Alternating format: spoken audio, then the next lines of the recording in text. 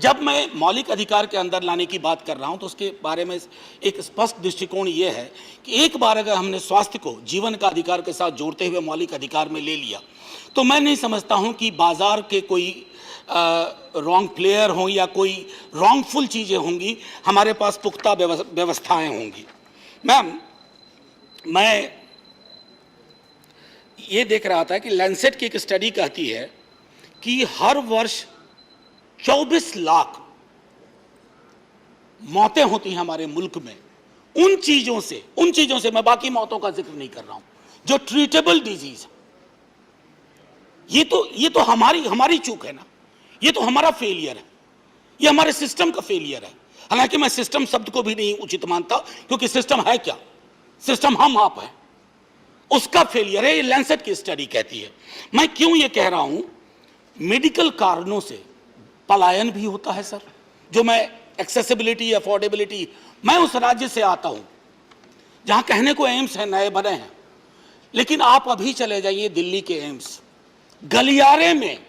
गलियारे में बेड के इंतजार में हजारों लोग बिहार के आपको मिलेंगे, अंदर नहीं एंट्री हो पा रही है। ये क्यों हो रहा है? जब मेडिकल कारणों से पलायन होता है माननीय स्वास्थ्य मंत्री जी, तो एक पूरा घर मूव करता है।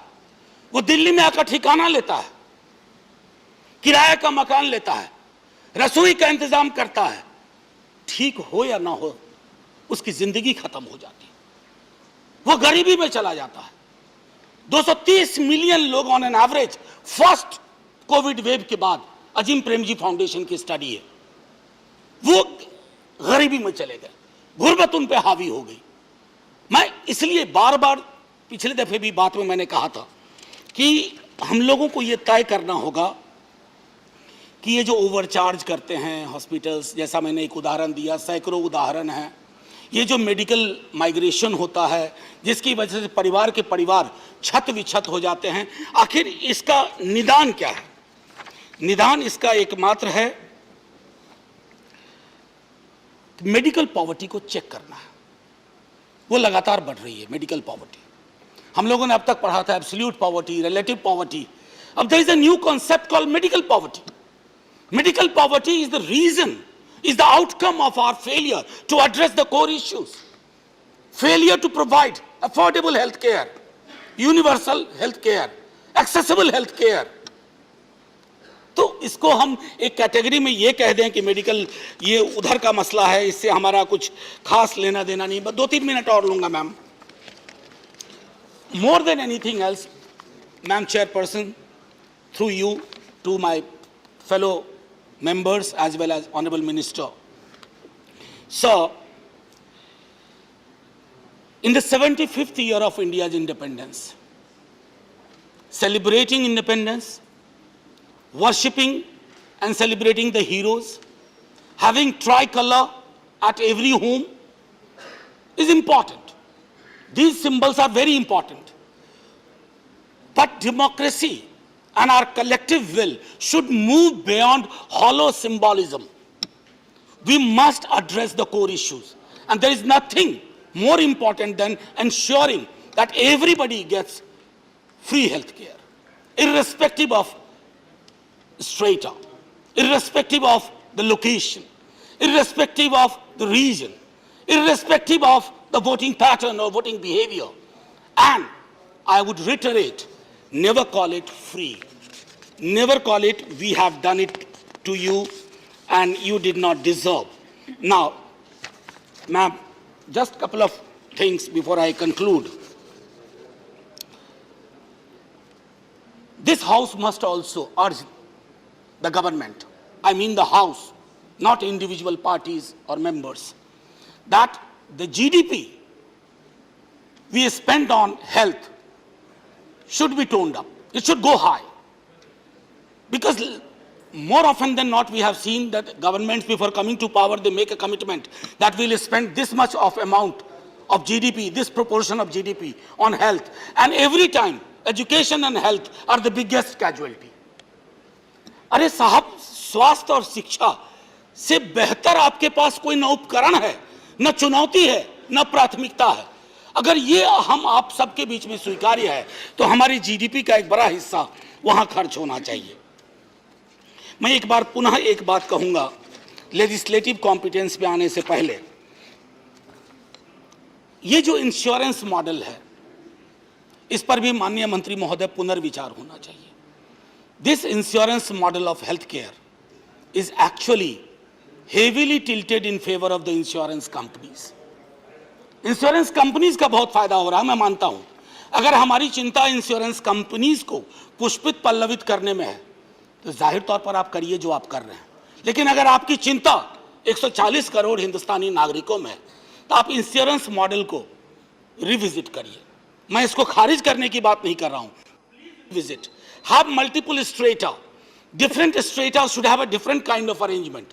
अगर हम वो कर पाएंगे तो शायद बेहतर कर पाएंगे। मैम, आखिरी में एक बात मैं कहना चाहूंगा कि लेजिस्लेटिव कॉम्पिटेंस की बात होती है। अब आप देखिए, स्टेट सब्जेक्ट है, मैंने जीडीपी की बात पहले ही की, स्टेट सब्जेक्ट है, लेकिन हेल्थ को लेकर सेंट्रल गवर्नमेंट की स्कीम्स देखिए, राज्यों की देखिए। क्या ये बेहतर नहीं होगा कि एक बेहतर समन्वय हो और उस बेहतर समन्वय के आधार पर एक इनेबलिंग लेजिस्लेशन सेंटर से जाए ताकि जो मौलिक अधिकार की हम बात कर रहे हैं उसमें हम हासिल कर पाएं।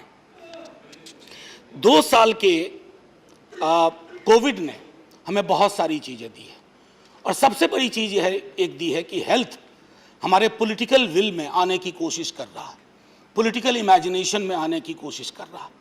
यहाँ बांध न बनाया जाए, दरवाजे न बंद किए जाएं।